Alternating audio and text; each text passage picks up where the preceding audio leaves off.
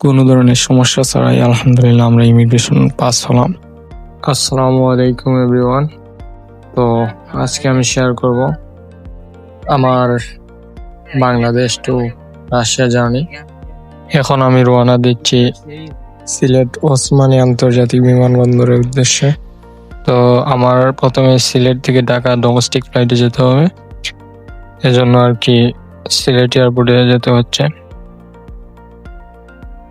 বাড়ি থেকে বের হওয়ার পর ততটা খারাপ লাগে না, যখন সবাইকে বিদায় জানিয়ে প্লেনে উঠলাম।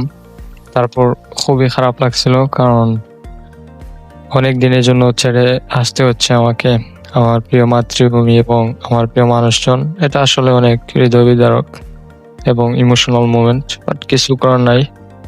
উন্নত জীবনের জন্য বিদেশে পাড়ি দিতে হচ্ছে। আর এখন আমরা সবাই প্লেন ছাড়ার জন্য ওয়েট করতেছি। ঢাকা এয়ারপোর্ট থেকে শারজার উদ্দেশ্যে আর কি রওনা হব। তো তারপর আমরা শারজা চলে আসলাম।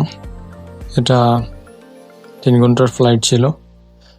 আর শারজা এয়ারপোর্ট আসলে অনেক সুন্দর, নিট অ্যান্ড ক্লিন। সব দেশের মানুষ এখানে এসে ল্যান্ড করে, কারণ বেশিরভাগ কান্ট্রির ট্রানজিট এখানেই হয় আর কি। 8 ঘন্টা, 5 ঘন্টা, 10 ঘন্টা এরকম। তো আমাদের ট্রানজিট ছিল 8 ঘন্টা। এটা আমরা গল্প করে ঘুমিয়ে তারপর হাঁটাহাঁটি করে এবং চারপাশের শপিং সেন্টারগুলো একটু ঘোরাঘুরি করলাম আর কি, এক্সপ্লোর করার ট্রাই করলাম, কি আছে দেখার চেষ্টা করলাম। তো এখানে অনেক লাক্সারি ব্র্যান্ডের ঘড়ি দেখতে পাচ্ছেন আপনারা, সব উপভোগ্য ছিল সব মিলিয়ে। আর আসলে এটা অনেক আনন্দের জার্নি ছিল, তার সাথে অনেক দুঃখ ছিল, কারণ দেশ ছেড়ে আসা। দীর্ঘ 8 ঘন্টা ট্রানজিট শেষ করার পর সকাল 7টার দিকে আমরা ডিএমই এয়ারপোর্টের উদ্দেশ্যে রওনা দেওয়ার জন্য ওয়েট করতেছি। সো ফাইনালি আমরা ডিএমইর উদ্দেশ্যে রওনা দেব একটু পরেই।